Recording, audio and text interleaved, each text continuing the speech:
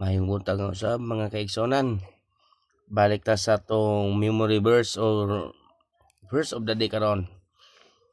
Naa diri sa Psalms chapter 3 verse 8. Unsa ingon sa pulong sa Ginoo mga kaigsoon, salvation belongeth unto the Lord. Thy blessing is upon thy people sila. Unsa may makuha na to nga inspiration na mga kaigsoon. Yung that we can only attain salvation through Jesus Christ and through nothing or no one else. Muna mga igsoon, wag yu tay lain kaluwasan nga madawatan. Naaragyo diha ni Kristo mga igsoon, wala dili sa tong binuhatan, dili pinagi sa tong mga relihiyon nga gisudlan, sa atong mga grupo mga igsoon, dili pinagi sa mga buhat ato mga igsoon kay walay perpekto. Mao gani nang sadyang namatay si Kristo mga igsoon, gigisi niya ang veil, ang taliwala sa holiest place sa una. Gigisi na kay para dili na ta mo salig didto, di na ta mo suksok sa holiest place, sugid sa tong mga sala, maghalad og dugo para pasaylo atong mga sala. Sadyang namatay si Kristo mga igsoon. Iyan ang gibayran tanan. Then ang balaod ingon si Kristo mga igsoon, wa siya ni anhi para paguba sa balaod.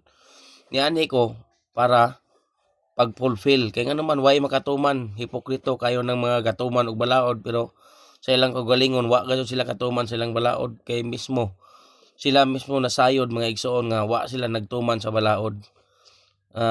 They are just hypocrites mga igsoon. But, ang atong topic karon, ang atong inspiration karon, ang salvation belongeth unto the Lord. Nga naman, why lain makaluwas mga igsoon? Only the blood of Jesus Christ shed on the Calvary mga igsoon, para mahugasan ang atong mga sala, mabayran ang atong mga sala mga igsoon. Then mapasaylo kini. Then makabaton ta og kinabuhing dayon. Kung moabot sa atong kamatayon mga igsoon, we are sure nga 100% gyud makauli tag langit.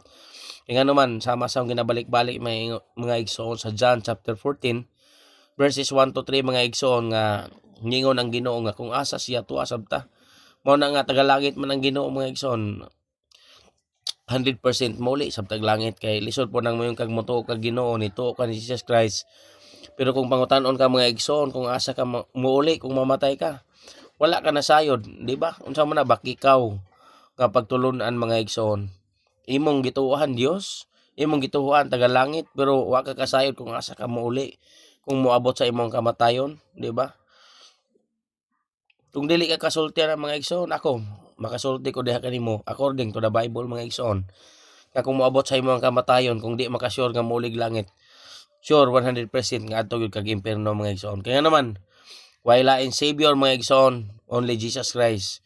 Siya ang dalan, yung pada ang kamatuoran ug ang kinabuhi. Siya ang pultahan, ug dili nang uban nga ang ilang pultahan diha nga giingon, gialis da nila og ilang relihiyon, ilang grupo, para maingon nga sila ang pultahan. But ang dador diha nga gisgutan mga igsoon is only Jesus Christ, og dili na simbahan mga igsoon. Kaya naman, bakikaw gyapon nga pagtulunan. Mingon sila ang pultahan, sila ang nagdagkaluwasan, musuod ka sa ilang maluwas, pero sila pangutan ang mga igsoon. Ug naluwas na ba, di ba? Wala pa sab, kay pagalawason pa. Unsa man nga pagtulunan, di ba? Bakikaw kayo mga igsoon. But kung Bible na tong isgutan, ingon pa diha, we can only attain salvation through Jesus Christ, and through nothing, wala na gyud, or no one else. Kay giingon pa sa Isaiah, gitagna na nadaan nga there is no savior beside me, ingon pang Ginoo mga igsoon. Then unsa pa? No one else can save us, because it is only Jesus Christ who paid the price for the salvation of our souls. Mao di mga igsoon nga walay lain makaluwas, kay nga naman si Jesus ra man gyud ang nagbayad ay dito sa Kalbaryo sa cross. Siya ang nagbayad sa atong mga kasalanan mga igsoon. We cannot find salvation in any earthly thing or person, and we would be fools to try it mga igsoon. Sama sa gihimo sa uban nga magpaampo sila, magbayad sila para i-pray ang kalag sa usa ka namatay para malangit, which is wrong gyapon mga igsoon. Og wala gitudlo sa Bible nga ampuan ang kalag para malangit mga igsoon. Useless ra ng pag-ampo sa mga kalag sa patay kay nga naman ikaw ra gipangwartahan ana. Mismo nang nag-ampo agani na naluwas mga igsoon, wa na kasiguro kung asa maingon ang iyang kalag.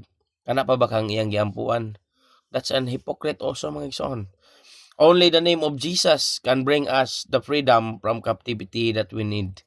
Kaya naman mga igsoon, gitagna na nga naibata nga matao nga mahimong magdumala ka nato, siyang mahimong mighty God, siya ang the counselor, the prince of peace, di ba? Gitagna na nadaan sa Isaiah palang daan mga igsoon, Isaiah 9:6 na mga igsoon.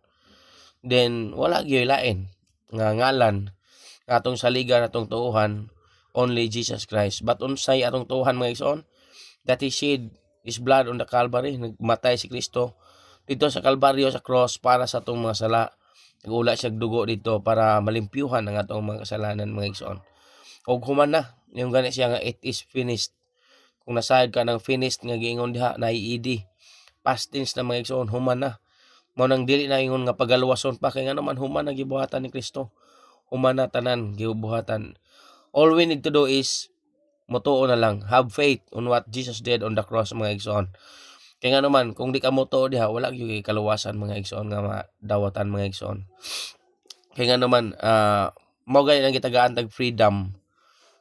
Ang tanan or ang gibuhat ni Kristo sa Kalbaryo sa cross is para man sa tanan. Ang kamatayon ni Kristo is para sa tanan. But dili bot pasabot nga para sa tanan, naluwas na tang tanan. Kaya nga naman doon na gyud kay buhaton mga igsoon, doon na gyud tay part. Ang part na lang nato is igo na lang nato tuuhan ang gibuhat ni Kristo dito sa Kalbaryo sa cross nga igo na to mga igsoon nga makabaton tag kaluwasan sa atong kalag. Have a blessed day. Keep safe everyone. God bless us all.